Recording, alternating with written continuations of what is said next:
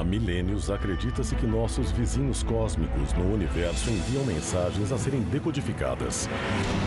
De estruturas místicas a enormes desenhos gravados na superfície do nosso planeta, nós tentamos compreender os símbolos enviados de outros mundos.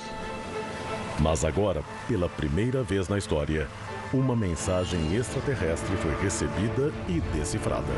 A informação é revolucionária. Nós podemos ter encontrado a resposta. 32 anos atrás, dois homens fizeram contato com uma nave desconhecida que transmitiu uma mensagem de um mundo distante. Nós vamos revelar o que ela diz e mudar a forma como encaramos encontros com OVNIs. Tudo que as pessoas acreditavam saber sobre OVNIs nas últimas décadas pode estar errado. Junte-se a nós para desvendar os segredos de um código enviado por alienígenas. Há um esforço global em andamento.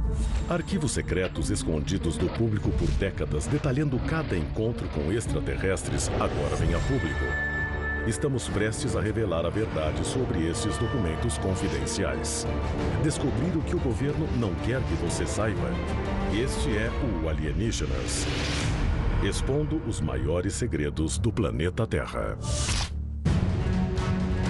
Nenhuma evidência de vida extraterrestre é mais cobiçada do que uma mensagem de outro mundo. As pessoas já viram OVNIs, elas já viram até extraterrestres. Mas a comunicação com um extraterrestre seria a chave para desvendar os segredos da vida no universo. Mas um incidente histórico se destaca em relação aos demais em termos de provas de tal comunicação. O ano é 1980. Em plena Guerra Fria, o mundo inteiro aguarda ansioso. A possibilidade de aniquilação nuclear criada por um conflito entre os Estados Unidos e a União Soviética chega ao auge. Era dezembro de 1980, um período de tensão internacional extraordinária. O Ronald Reagan foi eleito presidente e Margaret Thatcher estava no poder no Reino Unido. Aquele era um período em que a Guerra Fria estava degelando e existia o risco de se tornar bem quente. Preparando-se para um contra-ataque, as tropas americanas ocupam a base Bentwaters da Força Aérea Britânica nos arredores da floresta de Rendlesham, na Inglaterra.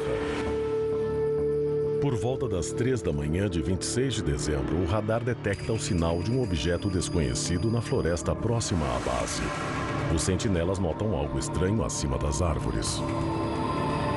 Eles viram luzes não identificadas na floresta do portão de Bentwaters. O radar indicava que podia ser um acidente aéreo.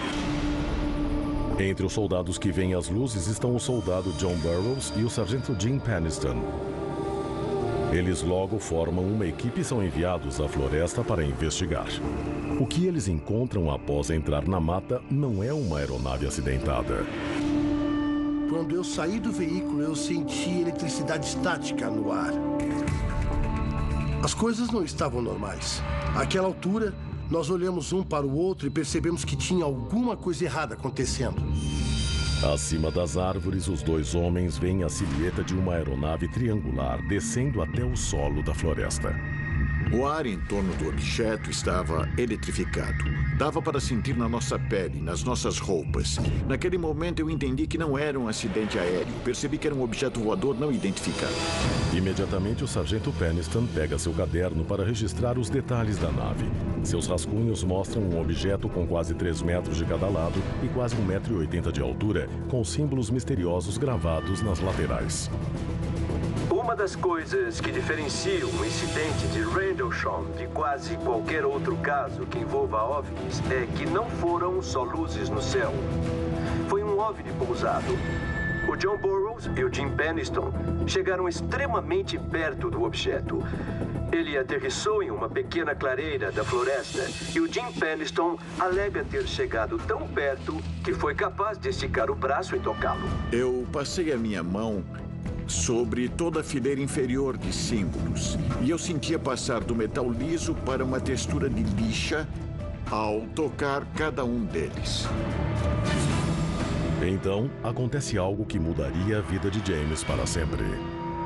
Entre os símbolos havia um maior do que os outros e eu decidi encostar nele.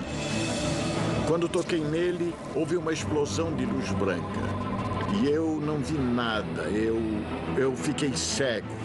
Eu só via uns e zeros piscando na tela da minha mente. Os números ficam gravados em sua memória. Eles são parte de um código extraterrestre. Acho que eu estava apavorado. De alguma forma, eu consegui puxar a minha mão e aquilo parou.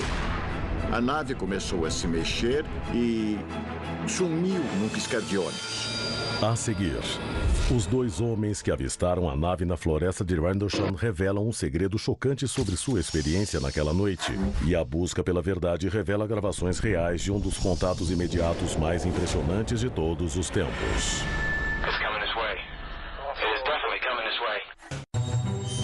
Na noite de 26 de dezembro de 1980, o sargento Jim Penniston e o soldado John Burroughs têm um contato imediato nas profundezas da floresta de Rendlesham, na Inglaterra. O encontro com uma nave extraterrestre deixa Penniston abalado, assim como a visão deixada por ela. Mas ao relatar sua experiência, ele tem uma grande surpresa. A lembrança de John Burroughs do evento é totalmente diferente. Eu não me lembro de ver o John dar a volta na nave. Eu não me lembro de ele ter tocado na nave. Eu me lembro claramente de ele ter chegado perto de alguma coisa e de repente ele decolou e disparou rumo ao litoral. Mas o detalhe mais intrigante é que há uma diferença de horário em seus relógios sincronizados. Quase 45 minutos. O que nós encontramos afetou a nossa memória. Em algum momento, a eletricidade estática ou o que quer que fosse pode ter afetado a nossa memória ou pode ter afetado o que nós vimos. Quando John Burroughs e o Jim Penniston voltaram para a base, tinha-se passado mais tempo do que eles acreditavam. Mais do que isso, havia uma discrepância em seus relógios de pulso. O tempo parecia não apenas ter voado, como passado a velocidade diferentes para eles. Isso nos coloca em um território incomum. Mas quando conversamos com o John e o Jim e com pessoas que investigaram o caso, começaram a surgir ideias extraordinárias. Ideias sobre viagem no tempo. A nave teria alterado a percepção de tempo dos soldados ou o tempo em si? A busca por respostas leva Burroughs de volta à floresta e revela evidências que desafiam a própria lógica. Arquivo confidencial. A gravação de Charles Holt. Na noite seguinte, John Burroughs se encontra com o comandante interino da base, Charles Holt, para reexaminar o local do encontro. Eles vasculham a área da suposta aparição e medem a radiação das árvores vizinhas. Bom, quando eu me encontrei com o Coronel Hall, uma das coisas que ele me disse foi que toda a comunicação via rádio daquela noite estava sendo gravada pelo posto de comando.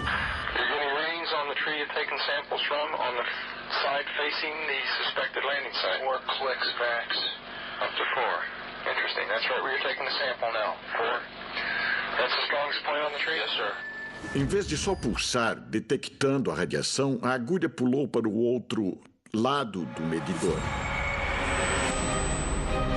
Mas o rumo da investigação muda subitamente quando um soldado da equipe do Coronel Holt nota algo especialmente incomum.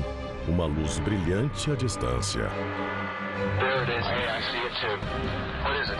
We don't know, sir. So you're gonna try to get some of it? Yeah, it's a strange, small red light. Looks to be on maybe a quarter to half mile, maybe further out. I'm gonna switch off it. The light is gone now. It was approximately 120 degrees from the site. Is it back again? Yes, sir. Não há dúvidas de que é genuíno e é extraordinário. Dá para ouvir a tensão e o medo na voz dos homens conforme o OVNI se aproxima. Uma hora dá para ouvir o OVNI chegando mais perto. I saw a yellow tinge in it too. Weird. It appears to be maybe moving a little bit this way. It's brighter than it has been. Yellow? It's coming this way. It is definitely coming this way. Pieces of it are shooting off. There is no doubt about it. This is weird. O objeto explodiu em uma luz branca e disparou rumo à costa. O O Coronel Holt ficou pensando a respeito e disse: foi uma comunicação? Foi um aviso? O que foi isso? Em 13 de janeiro de 1981, o Coronel Holt escreve um memorando ao Ministério da Defesa do Reino Unido sobre o incidente. Ele confirma que o objeto encontrado por Peniston e Burroughs na noite anterior não foi fruto da imaginação deles, mas um fenômeno real também testemunhado por Holt e sua equipe. Duas evidências cruciais que comprovam o incidente de Rendlesham são o memorando do Holt e a gravação. Mas o que nós descobrimos anos depois foi uma evidência ainda mais importante: o código que o Peniston recebeu ao tocar a nave. Mas naquela época, ele manteve o código em segredo. Eu não conseguia dormir. Aqueles 1s e 0s ficavam piscando. E quando eu peguei de novo o caderno para olhar os símbolos que eu tinha desenhado, eu comecei a escrever. E depois de completar 16 páginas, eu me senti ótimo. Mas eu não contei para ninguém porque parecia loucura. Então eu fiquei quieto. Em outras palavras, quando ele tocou a nave, ele sentiu um choque. E, de alguma forma, a informação foi transferida para ele. E ele se esqueceu, talvez tenha bloqueado a memória ou achado que não era importante. Veja, só mais de 30 anos depois, ele foi se dar conta de que tinha algo absolutamente vital em sua memória. A seguir, vamos revelar o significado por trás do código no caderno de Peniston e desvendar a identidade chocante dos seres que o enviaram para nós. O sargento da Força Aérea aposentado Jim Peniston guarda um segredo por anos. 16 páginas de 1s e 0s que ele recebeu em uma visão comunicadas por uma nave extraterrestre na floresta de Rendlesham. Por 30 anos, as páginas permanecem escondidas até um encontro casual com seu colega John Burroughs em 2010. Nós abrimos o caderno e ele chegou numa página cheia de 1s e 0s. Eu dei uma olhada e falei: isso é código binário. É um código importante porque é a base da comunicação digital. Em 1974, Carl Sagan e vários outros cientistas transmitiram uma mensagem na frequência de 2.380 MHz com uma potência de 1.000 kW em direção ao espaço. Quando a mensagem de Arecibo foi enviada aos céus, ela era, na época, a mensagem mais potente já enviada. A mensagem foi enviada em forma de código digital, longas sequências de 0s e 1s. Um tipo de comunicação conhecido como código binário. A forma mais fácil de entender o código binário é pensar nele como código Morse. O código Morse tem pontos e traços. O binário tem 1s e 0s. Juntando 8 dígitos, nós temos um byte de dados. Quando nós decidimos enviar uma mensagem ao espaço na esperança de fazer contato com uma civilização extraterrestre, o código binário foi escolhido por cientistas por ser um tipo de linguagem universal. Se qualquer raça inteligente no universo dominasse a ciência, o código binário seria o mais fácil de ser decifrado. Então, quando enviamos a mensagem de Arecibo ao espaço, demos detalhes sobre a nossa localização no universo, sobre o DNA humano e alguns outros detalhes sobre quem nós somos enquanto espécie. Se Peniston realmente recebeu uma mensagem alienígena e conseguiu decifrá-la, eu acho que essa mensagem sozinha pode mudar a humanidade. Arquivo confidencial. O código alienígena. Em 2012, eu recebi 6 páginas do caderno de Jim Peniston. Elas tinham código binário e pediram para eu checar se tinha uma mensagem. Nick Sisk foi contratado para analisar as 6 primeiras páginas do código de Peniston e determinar se elas tinham algum significado. Eu duvidava que fosse encontrar qualquer coisa naquelas anotações em código binário, mas eu digitei os 1s e 0s no meu computador e passei pelo meu tradutor. Eu fiquei chocado ao descobrir uma mensagem curta. Nela dizia exploração da humanidade. Tinha o que pareciam ser coordenadas de latitude e longitude. E no fim, contínua para avanço planetário. Quando eu vi a mensagem, eu senti um calafrio na espinha. Eu juro que não esperava encontrar absolutamente nada no código. E lá estava uma mensagem que podia ter vindo de extraterrestres tentando se comunicar conosco. Exploração da humanidade para avanço planetário. a mensagem pode ser uma instrução ou talvez até um alerta. Uma possibilidade que os números do código tornam ainda mais intrigante. Tem número certo de dígitos, a latitude e a longitude indicando algum ponto no planeta Terra. E quando localizadas em um mapa, as coordenadas apontam para um local improvável, próximo à costa da Irlanda. Uma ilha fantasma conhecida como High Brasil. High Brasil pode ser considerada a Atlântida celta. É uma espécie de ilha perdida, um país mítico, digamos assim, que teria abrigado uma civilização avançada. De acordo com as lendas, aqueles que viram High Brasil descrevem o lar de uma civilização rica e muito avançada, cuja arquitetura consistia em torres douradas e domos majestosos. Até que, subitamente, no fim do século XIX, a ilha literalmente desapareceu do mapa. Mas nas páginas seguintes, a análise revela outras coordenadas de locais em todo o mundo. O código binário mostra claramente coordenadas por todo o mundo. E essas coordenadas apontam para o sudoeste dos Estados Unidos, em Sedona, América Central, América do Sul, Grécia, Egito e um local na China. Muitos especulam que a mensagem esteja indicando locais de origem de ancestrais alienígenas no planeta Terra. Mas a história vai além do que fomos levados a acreditar.